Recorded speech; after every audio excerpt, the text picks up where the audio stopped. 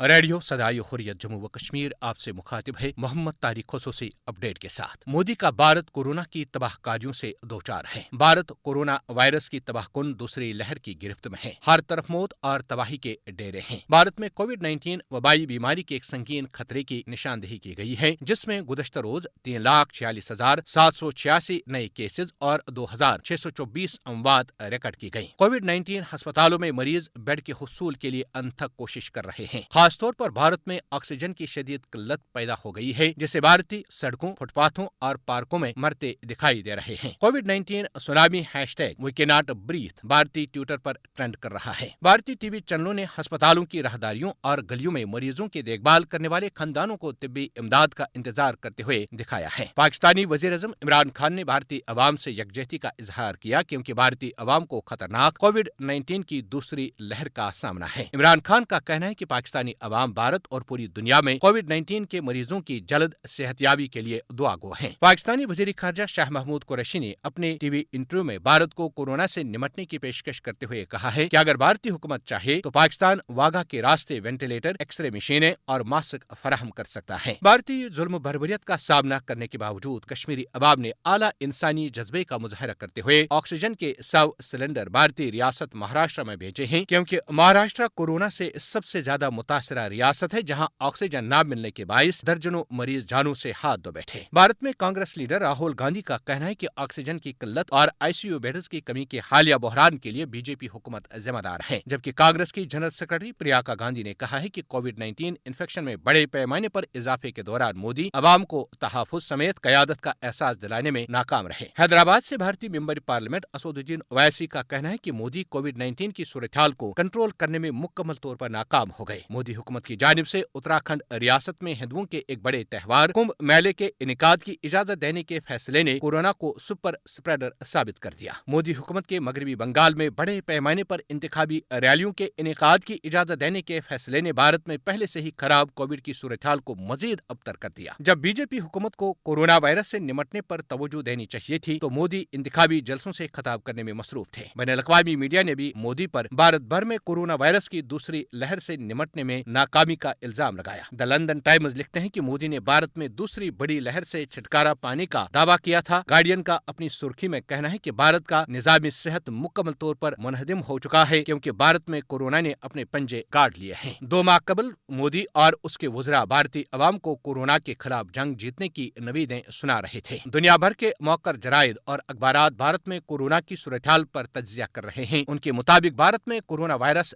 डरावना ख्वाब बन गया है। अमेरिकी जरीदे फोर्ब्स ने लिखा है कि भारत की इस तबाहकुन सूरत-हाल पर दुनिया का रद्द-ए-अमल खामोश है। ब्लूमबर्ग लिखता है कि ज्यादातर अमवात जो दही इलाकों में हो रही हैं, वो रजिस्टर्ड ही नहीं, मजमूई हलाकतों में से 20 से 30% को तिब्बी सर्टिफिकेट दिया जा रहा है। इसकी वजह नाकस टेस्टिंग और सेहत का निजाम है, जिसने भारत में अबतर सूरत-हाल पैदा की है। खुसूसी अपडेट खत्म हुआ।